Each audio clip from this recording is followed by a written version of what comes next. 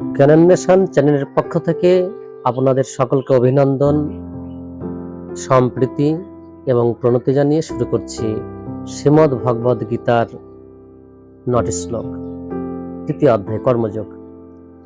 যস্ত আত্মরতিরেব সদাত্মতৃপ্তশ্চ মানবঃ আত্মনেব সন্তুষ্ট শোকার্যং ন বিদ্যতে।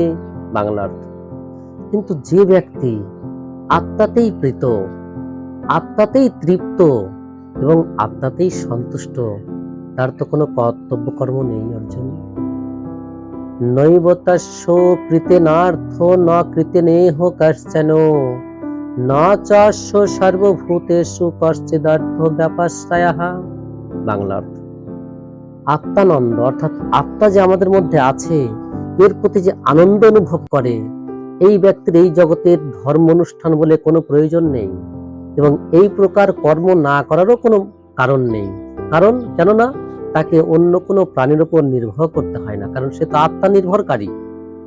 তস্মাৎ আসক্ত সততং কার্যং কর্ম সমাচারঃ আসক্ত আচরণ কর্ম পরপাবনীতি পুরুষ। বাংলা অর্থ: অতএব কর্মফলের প্রতি আসক্ত শূন্য হয়ে কর্তব্য কর্ম সম্পাদন করো অর্জুন। অনাসক্ত হয়ে কর্ম করার ফলেই মানুষ পরম তত্ত্বকে লাভ করতে পারে। দেখুন, এই যে নিষ্কাম কর্মের কথা বলছে, যে সর্বকর্ম ঈশ্বরের সমর্পণ, কর্তৃত্ব অভিমান বর্জন এবং ফলাকাঙ্ক্ষা বর্জন, তাকেই তো নিষ্কাম কর্ম বলা হয়। তারপর কি বলা হচ্ছে দেখুন, কর্মণৈব হি সংসিদ্ধিতম স্থিতা জনকাদয় লোক সংগ্রহমেব আপি সংপশ্যন কর্তুমহর্ষি। বাংলা অর্থ: জনক আদি, এখানে জনক একটি রাজার নামে উল্লেখ আছে, কিন্তু আপনারা বড় বই খুলে দেখবেন যে 3টি রাজা পায় যারা নিষ্কাম কর্মের দ্বারা এই দেহবন্ধন থেকে মুক্ত হয়েছিলেন। অর্থাৎ জনক রাজা, একটা অশ্বপতি আর একটা চক্রবেন, এটা নিষ্কাম কর্ম করেও মানে সমস্ত প্রজা সকল রক্ষা করেও আবার ঈশ্বরের ধাম পেয়েছে। তাহলে এরা কেমন ব্যক্তি ছিল? এই জনক আদি রাজারাও কর্ম দ্বারাই সংসিদ্ধি প্রাপ্ত হয়েছিলেন। অতএব জনসাধারণের দিকে মানে শিক্ষা দেওয়ার জন্য তোমার সেইরূপ কর্তব্য করা উচিত অর্জুন। যদ যদা চরতে শ্রেষ্ঠতরো দেবতরো জনঃ সাজাত প্রমাণাং কৃতে লোকস্তাদনুবর্ততে। 21 নম্বর শ্লোক। শ্রেষ্ঠ ব্যক্তি যেভাবে আচরণ করেন, সাধারণ মানুষেরা তার অনুসরণ করেন।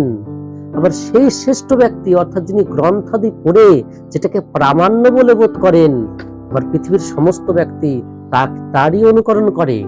বুঝতে পারছেন যে চরিত্র হওয়া কত বলবান, বা চরিত্রে বলবান করা কত কঠিন। ন মে পার্থাস্তে কর্তব্যং ত্রিষু লোকেষু কিঞ্চন নানা ব্যাপ্তম অব্যপ্তব্যং বর্তয়েব চ কর্মণি। বাংলা অর্থ: হে পার্থ, এই ত্রিজগতে মানে এই 3টি স্বর্গ মর্ত্য পাতাল, এই ত্রিজগতে আমার কিছুই কর্তব্য নেই অর্জুন। আমার অপ্রাপ্তব্য কিছু নেই, আবার প্রাপ্তব্য কিছু নেই। মানে আমি কিছু চাইও না, আবার আমার কোনো দরকারও পড়ে না, তবুও আমি এই কর্ম অনুষ্ঠানে ব্যাপৃত আছি। দেখুন কত সুন্দর কথা বলছি, কারণ এই কর্ম অনুষ্ঠানে ব্যাপৃত না থাকলে দেহযাত্রা আমাদের হবে না, আর দেহযাত্রা না হলে সংসার নষ্ট হয়ে যাবে, আর সংসারে উৎপন্ন যে প্রাণীগুলো তারাও ক্ষুধাই ভোগ করবে। তাই ভগবান শ্রীকৃষ্ণ বলেছেন, পৃথিবীতে সবচেয়ে যদি খারাপ কর্ম থাকে সেটা হচ্ছে না খেয়ে থাকা। যেমন এটা কার হয়েছিল? সুদামার হয়েছিল।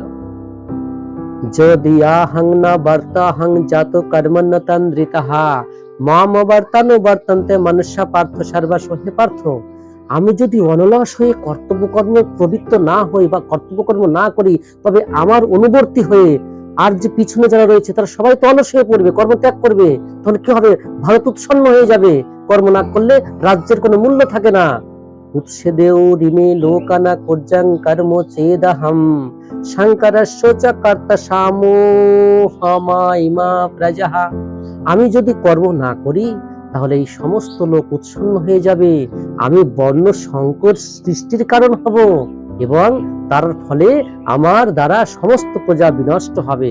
দেখুন শ্রীকৃষ্ণ কত বড় মন্ত্র দিয়েছিল। শাক্তা কর্মণ্য বিধ্বংস যথা কুর্বন্তি ভারত কুর্মাদ বিধ্বংসস্তথা চিকিৎস লোক সংগ্রহম। বাংলা অর্থ: হে ভারতকুল প্রদীপ, অর্থাৎ হে অর্জুন, অজ্ঞানীরা যেমন কর্মফলের প্রতি আসক্ত হয়ে তাদের কর্তব্য কর্ম সম্পাদন করে, ঠিক তেমনি জ্ঞানী ব্যক্তিরাও অনাসক্ত হয়ে সেই কর্মটা করে। তাহলে বোঝা গেল সাধারণ মানুষ আর জ্ঞানী ব্যক্তির পার্থক্য কি? একজন সাধারণ মানুষ যে কর্ম করছে, একজন জ্ঞানী ব্যক্তি সেই কর্ম করছে, কিন্তু সাধারণ ব্যক্তি সেই কর্মটাকে চিত্তে ধারণ করার ফলে তার অহংকার আসছে, কিন্তু জ্ঞানী ব্যক্তি সেই চিত্তে না ধারণ করার ফলে তার অহংকার আসে না, ফলে সে কর্মবন্ধন থেকে মুক্ত হতে পারেন। শেষ হলো 9টি শ্লোকের মধ্যে আছে। আমি এখানেই রাখছি। ওম শান্তি। ভারত মাতার জয় হোক। জয় শ্রীকৃষ্ণ। আবার দেখা হবে।